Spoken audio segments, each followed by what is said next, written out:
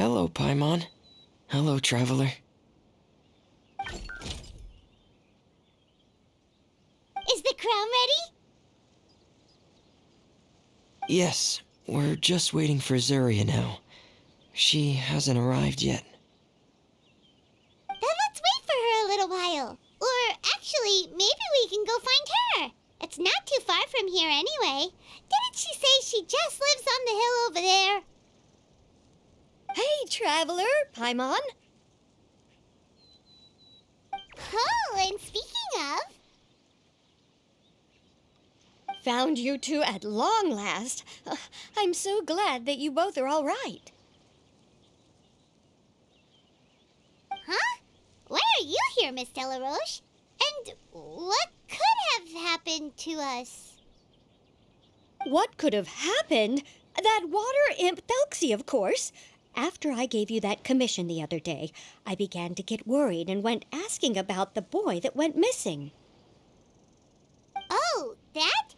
We've got it all figured out now. The boy you heard about was just Frimena. Even the missing fish was his fault. Don't worry, we'll help you get the fish back as soon as we're done with this job. Oh, sorry about that. I've been diving in the area recently. Huh? Frimena diving? No, that's not what happened at all. I've heard a completely different account. What I was told is that about a month ago, a child tied a bunch of heavy seashells onto his body and walked into this open stretch of water. He never came back. What could that be if not that water imp's work? Are you sure? 100% sure. I've confirmed the account with several veteran fishermen I know. The child was only 8 years old. His name was Lescaut. Lescaut d'Estray. Wait, let's go to Stray? Yeah, that's the name. They say the family took on the name after moving to the city from a place called Stray. Anyway, his mother is a pretty famous art dealer, while his father passed away from an accident many years ago. Well, naturally, his mother was devastated by the incident and fell terribly ill. It's said that she left the court of Fontaine, and no one knows where she's gone. It can't be, right?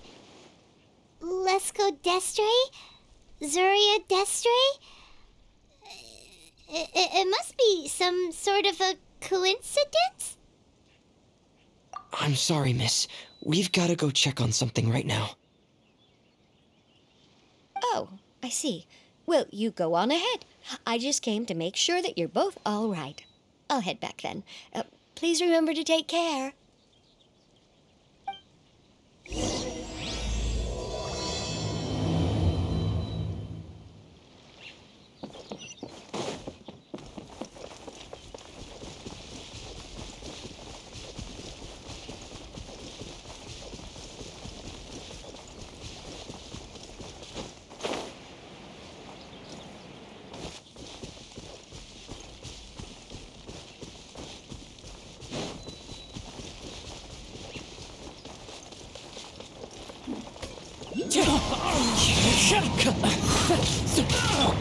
Whirling snow!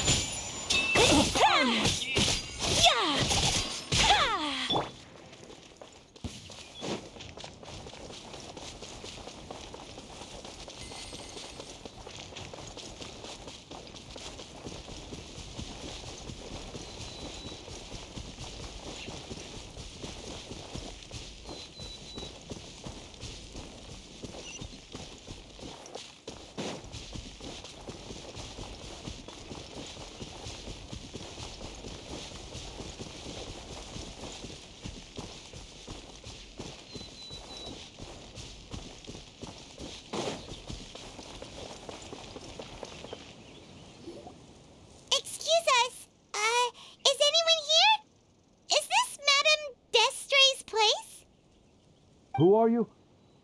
I have a patient here who needs quiet bed rest. Please leave us be unless you have anything urgent to report.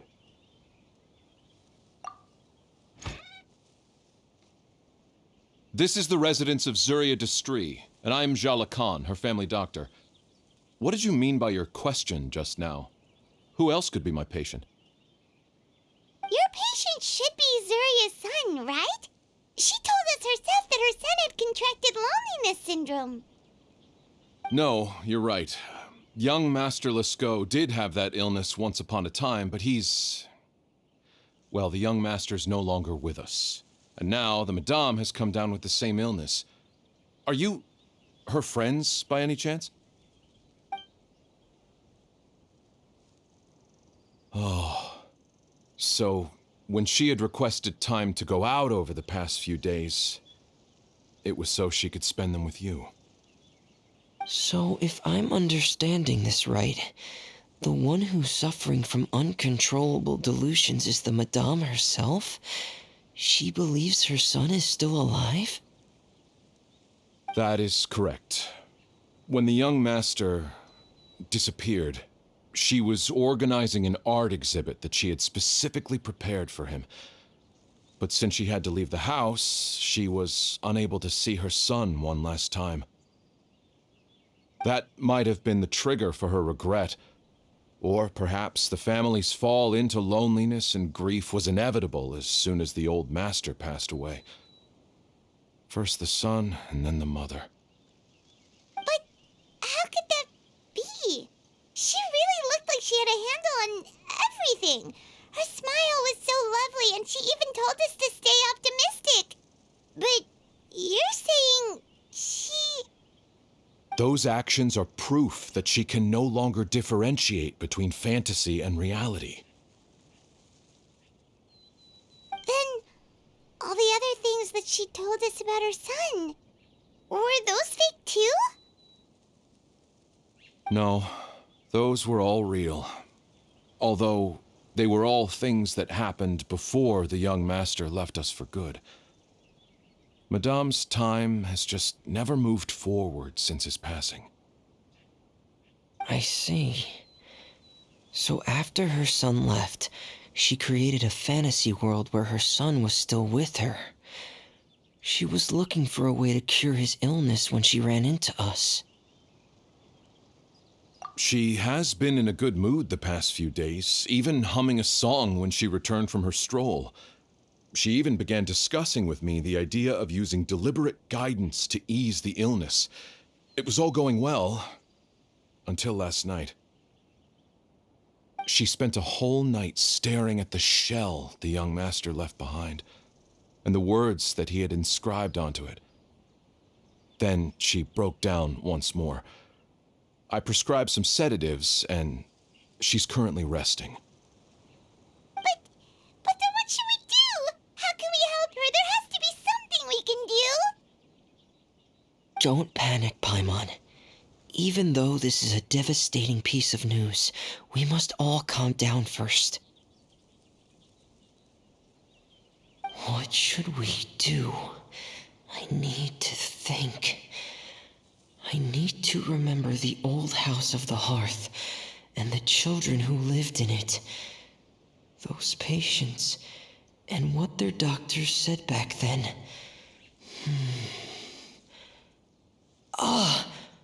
What if...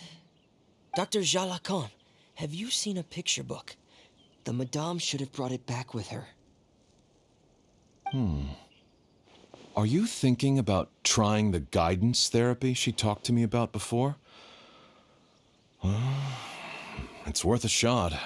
I'll go get the book.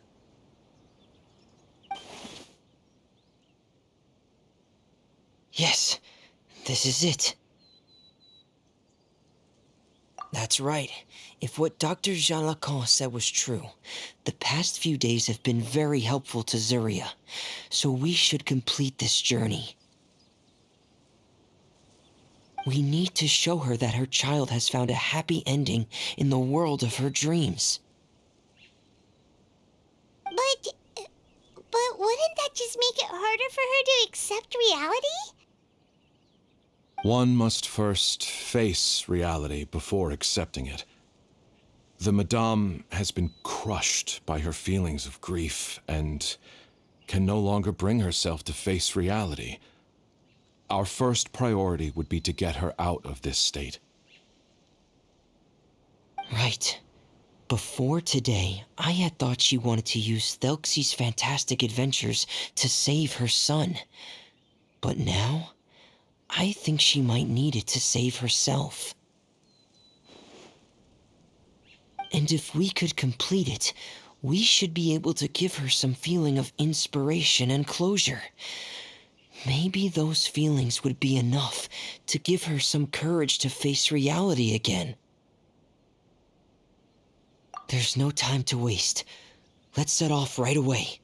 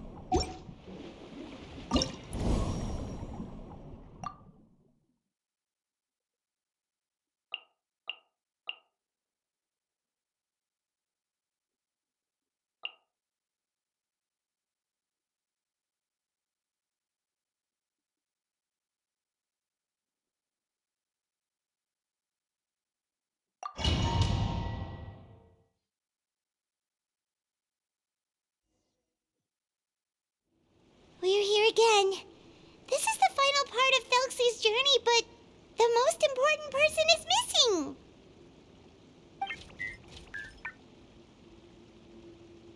Everyone, please don't be so down and gloomy. Remember what she told us? If we were to feel troubled, the patient would become anxious as well. You're right. Paimon needs to smile. If we have to give something to Zuria, it should be our smiles. We have to keep smiling as we finish this adventure. And then she'll be able to recover, right, everyone? Yeah, I'm sure she will.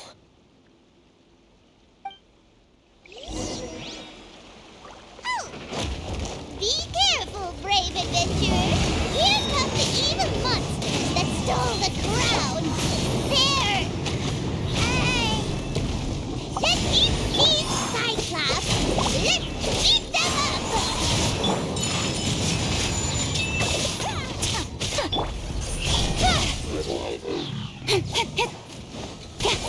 Wind strike! Watch out, everyone! They're coming at us again! There's no need to fear. Prince Telksi looks stronger than ever today. We must be going all out. Here come the fireworks. Coming so art. So many. Don't blink. Wind strike! This is the final enemy, right? We'll reclaim the crown for you now, Your Highness.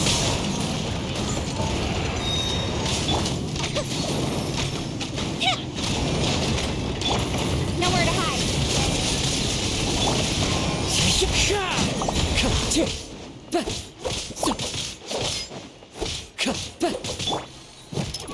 Day reckoning! Frost is coming! One with nature!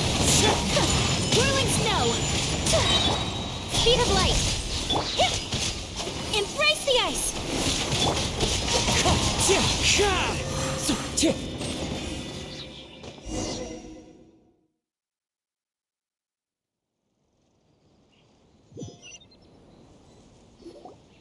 I'm sorry. I have to go. I made a promise to my friends, and I'm already very late. But, Madame, you're still... Don't try to stop me. Today's the most important day for treating Telksi. We'll use the guidance method. Didn't you also say that you'd think it'd work? I'm not trying to stop you, Madame. It's just... Could you tell me the name of your child? Dr. Jalacan, how can you forget the name of your own patient? His name is Telksi. He's the prince of the kingdom of water imps. We will go today to reclaim his crown and attend his coronation ceremony. I see. Madame, please rest assured, everything is still on schedule. Your friends have already departed to find... Wait, look. They've already returned. Zeria! Zeria! We've retrieved the crown! Paimon, everyone, have you really? Yes, but the coronation ceremony still hasn't taken place, because we felt like you should be the one to preside over it. Wonderful, how wonderful! Telksi, my child, are you hearing this? Everything you lost will now come back to you, and soon, very soon, you will never be lonely again.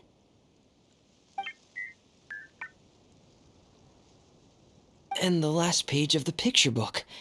It's still waiting for you to illustrate in color. Right, the picture book. But I don't know what I should put on the last page. Don't worry, Telksi and his friends all know what should go on it. Get ready, Zeria. We'll describe everything for you. Okay. At last, Telksi and his friends were able to drive off the final invading monsters and achieve a dashing victory. Their success was complete, and the recovered crown resplendent. The water imps, finally returning to their homes, showered the prince with love and applause as he greeted them. They once again offered their precious shells to the prince and reconstructed the rainbow bridge of old. As he watched the scene unfold, the prince could not help but be touched by its beauty. Moved by everyone's happiness, the prince stepped onto the rainbow bridge and took a good look at all the friends who had gone on the journey with him. There stood the traveler, goddess Pаймон, Frimena, and... Where's the last person? The prince looked frantically around, but could not find the person he wanted to see most. At that moment, the person suddenly appeared on the other side of the bridge. She walked towards him with a smile and slowly lifted her veil. The prince could not hold back his tears. He recognized then that the mysterious person that had been by his side the whole time was none other than his mother. Zeria walked across the bridge and placed the crown above the prince's head. She smiled down upon him as she said, "My prince, my king, you shall never, ever need to feel lonely again." That's the end of the story, Zeria. Thank you. Thank you all. I am so sorry, my child. Maman should have spent more time with you. Did you hear the story? You'll never have to feel lonely again.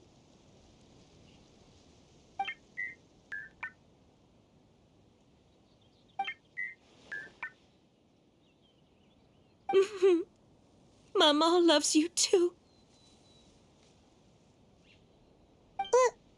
What's happening? Is Zeria talking to Telksi?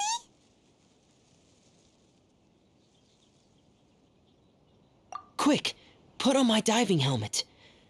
There's a transcription module in it that's compatible with Telksi's output signals. You should be able to use it to understand what Telksi's saying.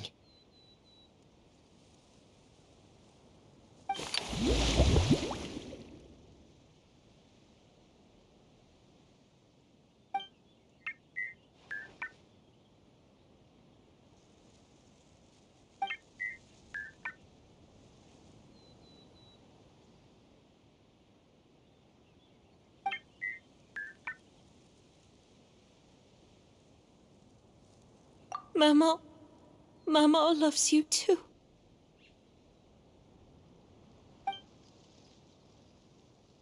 But I love you more, Mamo. What? Did you see something? Maman, I'm getting a little sleepy. If it's time for bed, can you hum a lullaby to me again? Of course, my dearest child. As long as you want to hear it, Mama will always hum for you.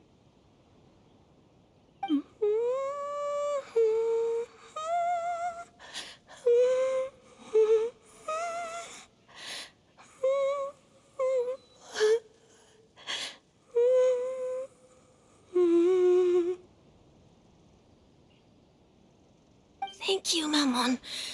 Your lullaby has always been my favorite. Now that I've heard it, I can return to my dream and to the kingdom of water imps in peace. My poor darling. Please don't forget. I will always love you. My love is greater than the entire distance between here and the kingdom of water imps. I won't forget, Maman. And so is my love for you. Greater than the entire distance between here and the kingdom of water imps. Good night, Maman.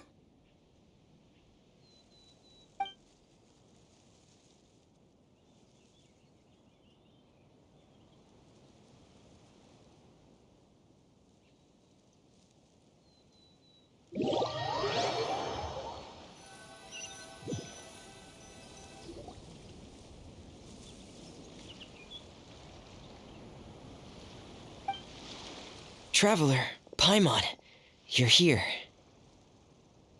Frimene! Why did you call us in such a hurry? Did you hear something from Zuria? Oh, if it's not good news, Paimon doesn't want to hear it! Don't worry, it's definitely great news. The Madame came here for a visit just now with her doctor. Color has returned to her cheeks, and she sounded full of energy as well. She said she'd like to return to the court to continue hosting the art exhibit. But this time, she'll work with her doctor to exhibit some picture books related to the illness. Of course, Telksi's fantastic adventures and the guidance therapy will be included in the exhibit as well. She'd like to use her experience to help others. That's wonderful! So it wasn't bad news after all. Here, please take this picture book with you. The Madame wanted you to have it. If, at some point in the future, you were to run into someone with similar troubles, she hopes the book would be of use to you. But this is her son's story, right? Is it really okay to give the book to us? Don't worry, it's just a copy. She still has the original. It's extremely important to her. Alright, then there's no problem. It feels good knowing we've contributed to something important. Paimon definitely didn't expect the fantasy adventure to be so useful. Paimon was a little worried about how everything would turn out. After all, fantasy is just fantasy. Paimon, Do you know what the Madame said? She said that at the moment when she placed the crown on Telksi's head, she felt like she really saw something beautiful. Her child had returned, and he told her that he loved her. She also said that was when she was finally able to bid farewell to her son. She felt like at that moment, she was healed by some mystical power, and she was filled with courage from head to toe. Oh, really? But could that just be another part of her fantasy? Perhaps.